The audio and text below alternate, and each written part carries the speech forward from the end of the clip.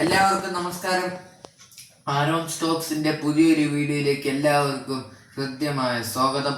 ഇന്ന് മെയ് 27, 2025 കേരള ബ്ലാസ്റ്റേഴ്സിന്റെ 11ാം വാർഷികമാണ്.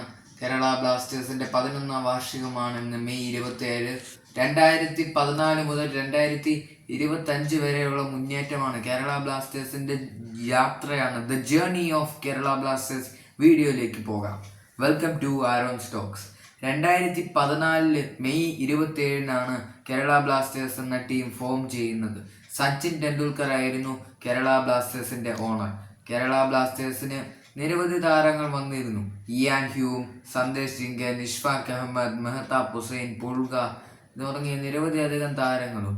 2014 സീസണിന്റെ ആദ്യ മത്സരം കളിച്ചത് നോർത്ത് ഈസ്റ്റുമായിട്ടായിരുന്നു. നോർത്ത് ഈസ്റ്റ് യുണൈറ്റഡുമായിട്ട് 1-0 കേരള ബ്ലാസ്റ്റേഴ്സ് പരാജയപ്പെട്ടു. രണ്ടാം മത്സരം ചെന്നൈയിൻ എഫ്സിയുമായിട്ടായിരുന്നു. ചെന്നൈയിൻ എഫ്സി ആയിട്ട് 2-1 പരാജയപ്പെട്ടു.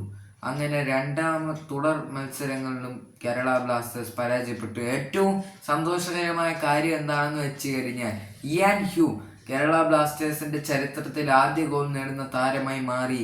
ഇയാൻ ഹ്യൂം എന്നുള്ളത് കേരള ബ്ലാസ്റ്റേഴ്സിന്റെ ഹിസ്റ്ററിയിലെ ഫസ്റ്റ് ഗോളാണ് ഇയാൻ ഹ്യൂം നേടിയത്.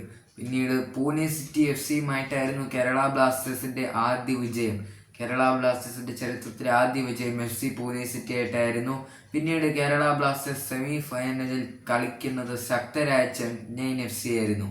എന്നാൽ ചെന്നൈയിൻ എഫ്സിയെ പരാജയപ്പെടുത്തിക്കൊണ്ട് കേരള ബ്ലാസ്റ്റേഴ്സ് കൊൽക്കത്തൻ വമ്പന്മാരായ ATKയോട് ഫൈനൽ കളിക്കാൻ പോകുന്നു. ATK ആയിട്ട് ഫൈനൽ നേരിട്ടു. കേരള ബ്ലാസ്റ്റേഴ്സ് ആ ഫൈനൽ വിജയിക്കുമെന്ന് എല്ലാ ആരാധകരും കരുതിയിരുന്നു. പക്ഷേ നിർഭാഗ്യവശാൽ കേരള ബ്ലാസ്റ്റേഴ്സിന് ആ കിരീടം നേടാൻ സാധിച്ചിരുന്നില്ല. റഫീഖിന്റെ ഹെഡറിലൂടെ ATK ചാമ്പ്യന്മാരാവുകയും കേരള ബ്ലാസ്റ്റേഴ്സ് റണ്ണേഴ്സ് അപ്പ് ആവുകയും ചെയ്തു.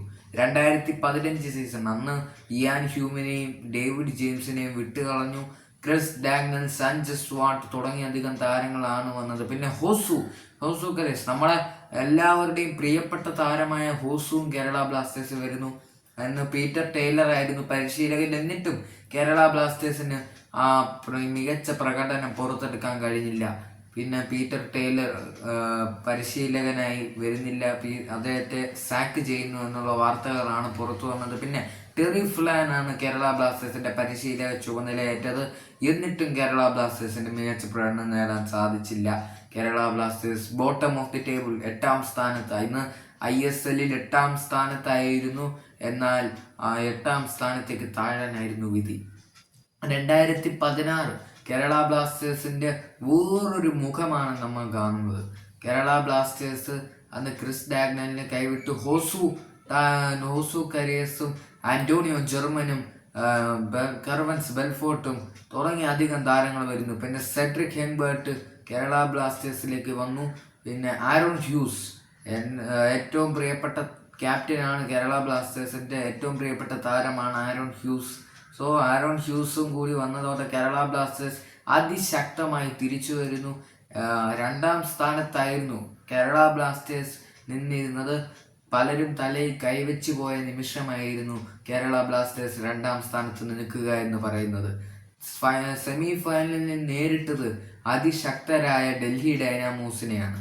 എന്നാൽ ഡൽഹി ഡൈനാമോസിനെ തകർത്ത് കേരള ബ്ലാസ്റ്റേഴ്സ് ഫൈനലിലേക്ക് പ്രവേശിച്ചിരിക്കുന്നു. ഫൈനലിൽ നേരിട്ടത് ഞങ്ങളെ 2014 പരാജയപ്പെടുത്തിയ അതേ ATKയോടാണ്. കൊച്ചി സ്റ്റേഡിയത്തിൽ ആരാധകർ തിങ്ങി നിറഞ്ഞിരിക്കുന്നു. മത്സരം ആരംഭിച്ചു. മത്സരത്തിന്റെ 36ാം മിനിറ്റിൽ ദ ഹെഡ് മാസ്റ്റർ എന്ന് വിളിക്കപ്പെടുന്ന മുഹമ്മദ് റാഫി എന്ന മലയാളി താരത്തിലൂടെ കേരള ബ്ലാസ്റ്റേഴ്സ് ഗോൾ നേടി. പിന്നീട് കളി അവസാനിക്കുന്നതിന് മുമ്പ്, ഹാഫ് ടൈം ആവുന്നതിന് മുമ്പേ സെറീനോയിലൂടെയും ATKയും സമനില പിടിച്ചു. 2ാം പകുതിയും എക്സ്ട്രാ ടൈമും കഴിഞ്ഞതോടെ ഒടുവിൽ പെനാൽറ്റി ഷൂട്ടൗട്ട് എന്ന ഭാഗ്യ പരീക്ഷണ പോരാട്ടത്തിലേക്ക്. പെനാൽറ്റി ഷൂട്ടൗട്ടിൽ കേരള ബ്ലാസ്റ്റേഴ്സിനെ ഭാഗ്യം തുണച്ചില്ല. ഒരിക്കൽ കൂടി ആ കണ്ണീർ വീണ ജേഴ്സിയുമായി കേരള ബ്ലാസ്റ്റേഴ്സ് മടങ്ങുന്നു. കേരള ബ്ലാസ്റ്റേഴ്സിന് രണ്ടാം തവണയും റണ്ണർ. കേരള ബ്ലാസ്റ്റേഴ്സിന് കിരീടമില്ലാതാവുകയാണ്. 2017-18 സീസൺ, ആ സീസണിൽ ഒരു പ്രത്യേകത എന്താണെന്ന് വെച്ച് കഴിഞ്ഞാൽ 2 വർഷം നീളുന്ന ഒരു ലെങ്തി സീസണായിട്ട് മാറിയിരുന്നു. 2017-18 അങ്ങോട്ട് ഇന്ന് വരെ ഒരു ലെങ്തി സീസണായി മാറി. പിന്നീട് കേരള ബ്ലാസ്റ്റേഴ്സ് ഡേവിഡ് ജെയിംസിനെ തിരികെ വിളിച്ചു. ഡേവിഡ് ജെയിംസിന്റെ കീഴിൽ അത്ര മികച്ച പ്രകടനമല്ല കാഴ്ചവെച്ചത് കേരള ബ്ലാസ്റ്റേഴ്സ്. ആദ്യം റെനെ മൂലൻസ്റ്റൈൻ ആയിരുന്നു. റെനെ മൂലൻസ്റ്റൈൻ്റെ കീഴിലാണ് കേരള ബ്ലാസ്റ്റേഴ്സ് കളിക്കാൻ വന്നത്. കാരണം റെനെ മൂലൻസ്റ്റൈനെയും സാക്ക് ചെയ്തു എന്നുള്ള വാർത്ത പെട്ടെന്ന് പടരുകയും ഡേവിഡ് ജെയിംസിനെ കൊണ്ടുവരികയും കൂടി ചെയ്യുന്നു. പിന്നെ ഡേവിഡ് ജെയിംസ് വന്നെങ്കിലും കേരള ബ്ലാസ്റ്റേഴ്സിന് വളരെ മികച്ച പ്രകടനം പുറത്തെടുക്കാൻ സാധിച്ചില്ല. പോയിന്റ് പട്ടികയിൽ 6ാം സ്ഥാനത്തായിരുന്നു കേരള ബ്ലാസ്റ്റേഴ്സ് ഫിനിഷ് ചെയ്തിരുന്നത്.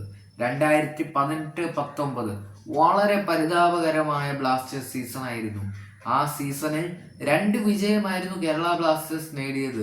അന്ന് മലയാളി താരം സഹൽ അബ്ദുൾ സമദ് ആദ്യ ഗോൾ നേടിയ സീസൺ.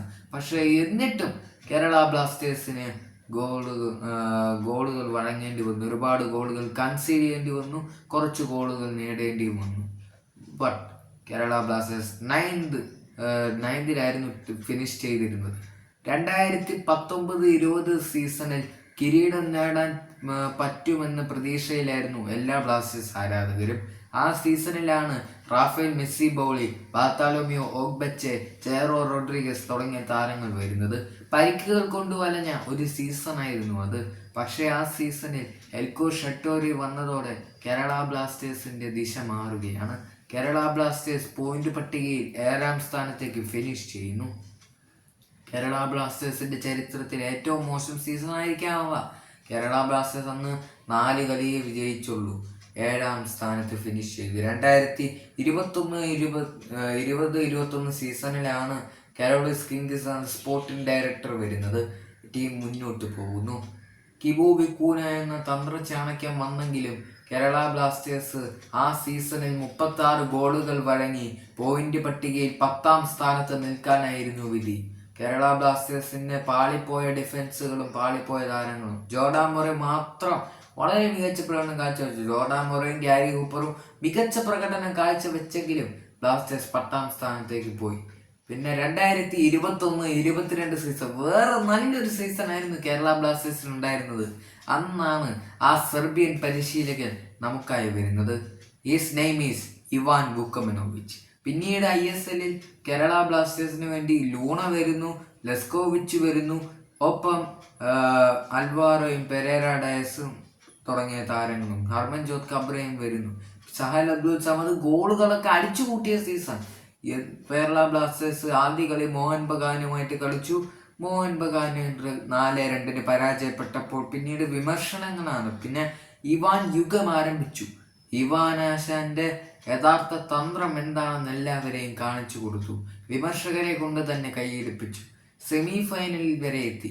സെമി ഫൈനലിൽ നേരിട്ടത് ശക്തരായ ലീഗ് ഷീൽഡർ വിന്നേഴ്സായ ജംഷഡ്പൂർ എഫ് സിയെയും തകർത്തുകൊണ്ട് കേരള ബ്ലാസ്റ്റേഴ്സ് ഫൈനലിൽ എത്തി. ഫൈനലിൽ നേരിടാനുള്ളത് അതിശക്തരായ ഹൈദരാബാദ് FC-യുമായിട്ടാണ്. അന്ന് ഫൈനൽ വളരെ ടൈറ്റ് മാച്ചായിരുന്നു ആ ഫൈനലിൽ. പക്ഷേ മത്സരത്തിന്റെ 67ാം മിനിറ്റിൽ ദ മലയാളി രാഹുൽ KP-യിലൂടെ കേരള ബ്ലാസ്റ്റേഴ്സ് മുന്നിട്ട് നിന്നു.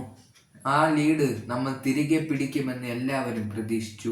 പക്ഷേ 87ാം മിനിറ്റിൽ സാഹിൽ ടവോറയുടെ ഒരു അക്രോബാറ്റിക് വോളിയിലൂടെ ഹൈദരാബാദ് FC തിരിച്ചടിക്കുന്നു. അന്ന് മത്സരം എക്സ്ട്രാ ടൈമും പെനാൽറ്റി ഷൂട്ടൗട്ടിലേക്കും എത്തി. പെനാൽറ്റി ഷൂട്ടൗട്ടിൽ 2016 ഫൈനൽ ആവർത്തിക്കുമോ എന്ന് എല്ലാവരും ഭയന്നു. പക്ഷേ അത് ആവർത്തിച്ചിരിക്കുന്നു.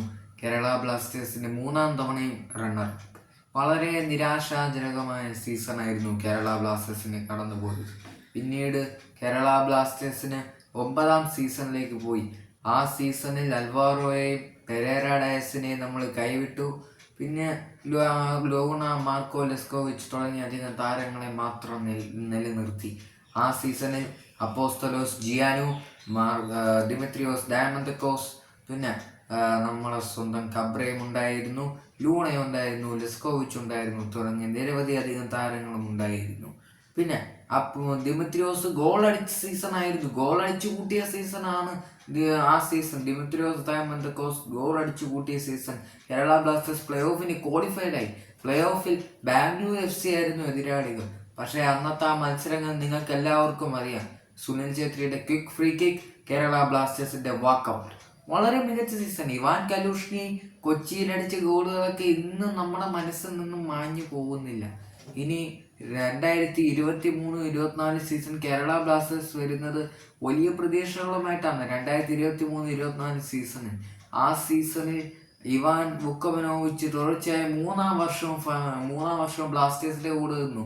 കേരള ബ്ലാസ്റ്റേഴ്സിന്റെ ചരിത്രത്തിൽ 3 വർഷം നിന്ന് ഒരു കോച്ചുമാരും കേരള ബ്ലാസ്റ്റേഴ്സിന്റെ കൂടെ ഇല്ല എന്നുള്ളതാണ് യാഥാർത്ഥ്യം. ഇവാൻ വുക്കോമനോവിച്ച് അല്ലാതെ വേറൊരു കോച്ചും അന്ന് 3 വർഷം നിന്നിട്ടുണ്ടായിരുന്നില്ല. പിന്നെ കേരള ബ്ലാസ്റ്റേഴ്സ് ലൂണയെയും ലെസ്കോവിച്ചിനെയും ദിമിത്രിയോസിനെയും നിലനിർത്തി. പിന്നെ കേരള ബ്ലാസ്റ്റേഴ്സ് ക്വാമെ പെപ്രയെയും കൊണ്ടുവന്നു. എന്നിട്ട് കേരള ബ്ലാസ്റ്റേഴ്സ് പ്ലേ ഓഫിന് ക്വാളിഫൈഡ്. ആ സീസണിൽ ഐബാൻ ഡോളിങ്ങും നിരവധി അധികം താരങ്ങളും വന്നു.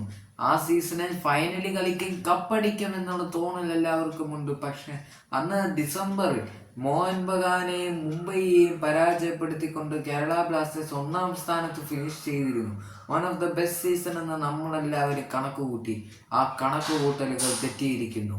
കേരള ബ്ലാസ്റ്റേഴ്സ് ജാനുവരി ബ്രേക്കിന് ശേഷം 5-ാം സ്ഥാനത്തേക്ക് താഴ്ന്നുപോയി. ആ സീസണിൽ ഏറ്റവും വലിയ പ്രത്യേകത അഡ്രിയാൻ ലൂണയ്ക്കും ഐബാൻ ഡോളിങ്ങിനും ജേക്സൺ സിംഗിനും മാർക്കോ ലെസ്കോവിച്ചിനും ദിമിത്രിയോസിനും തുടങ്ങിയ അധികം താരങ്ങൾക്ക് പരിക്കുകളാണ് ഉണ്ടായത്. പരിക്കുകൾ കൊണ്ട് വലഞ്ഞൊരു സീസണാണ് ഇൻജുറി ടൈം സീസൺ എന്ന് തന്നെ നമുക്ക് പറയാം. പ്ലേ ഓഫിൽ ഒഡീഷയുമായിട്ടായിരുന്നു. ഒഡീഷയ്ക്കെതിരെ നമ്മൾ 2-1 പരാജയപ്പെട്ടു.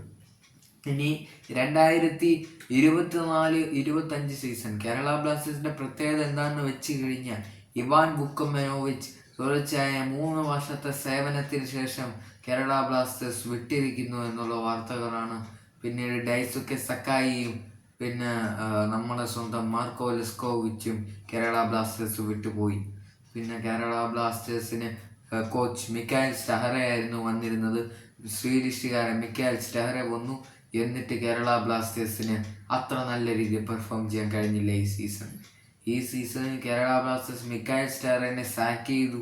പിന്നീട് TG പുരുഷോത്തമനും തോമസ് ഷോട്ട്സും കൂടിയായിരുന്നു മാനേജ് ചെയ്തത്. എന്നിട്ടും കേരള ബ്ലാസ്റ്റേഴ്സിന് ക്വാളിഫൈഡ് ആവാൻ കഴിഞ്ഞില്ല. അതുകൊണ്ട് തന്നെ അടുത്ത സീസണിലെങ്കിലും ആരാധകർ കാത്തിരിപ്പ് തുടരുകയാണ്. 2024-25 സീസണിൽ ഗോൾഡൻ ബൂട്ട് വിന്നറായ ദിമിത്രിയോസ് ഡയമണ്ടോസിനെ പറഞ്ഞു വിട്ടിരുന്നു. അതുകൊണ്ട് കേരള ബ്ലാസ്റ്റേഴ്സ് അടുത്ത സീസണിലും കാത്തിരിപ്പ് തുടരുകയാണ്. കപ്പ് കാത്തിരിപ്പ്. നമ്മൾ ഇനിയും കാത്തു നിൽക്കും, നമ്മൾ ഇനിയും കൂടെ നിൽക്കും. അപ്പോൾ thank you so much for watching me. ഇനി അടുത്ത വീഡിയോ കണ്ടുമുട്ടാം. Aaron signing off. Love you all. Take care and keep watching Aaron's talks.